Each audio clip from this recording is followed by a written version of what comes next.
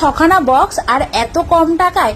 আর এবার থেকে ফ্রিজে কিন্তু প্লাস্টিক বন্দি সবজি আর থাকবে না, সবজি রাখার জন্যই কিন্তু এত সুন্দর বক্সগুলো কিনে নিয়েছি। হ্যালো বন্ধুরা, কেমন আছো সবাই? আশা করি তোমরা ভালো আছো।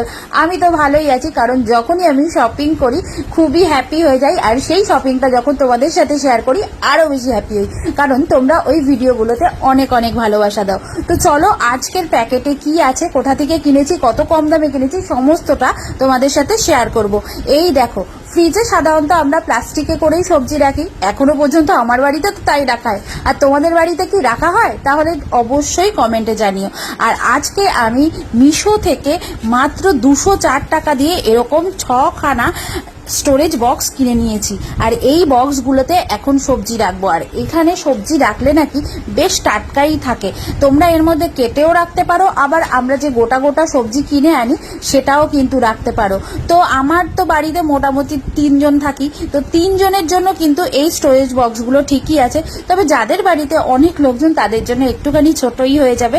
তো যাই হোক, তবে বক্সগুলো কিন্তু ভীষণ ভালো এসেছে। আমার সবজি এবার এখানেই থাকবে। তো তোমাদের কেমন লাগলো কিন্তু জানিও। মাত্র 204 টাকা দিয়ে আমি এটা কিনেছি মিশো থেকে। মানে আমি তো অনলাইনে কিনেছি 204, আর যারা ক্যাশ অন ডেলিভারিতে কিনবে তাদের জন্য 232 টাকা মতন। তো আমি বলবো অনলাইনে তোমরা কিন্তু এটা কিনে নাও, আর ফ্রিজে টাটকা টাটকা সবজিগুলো রেখে দাও।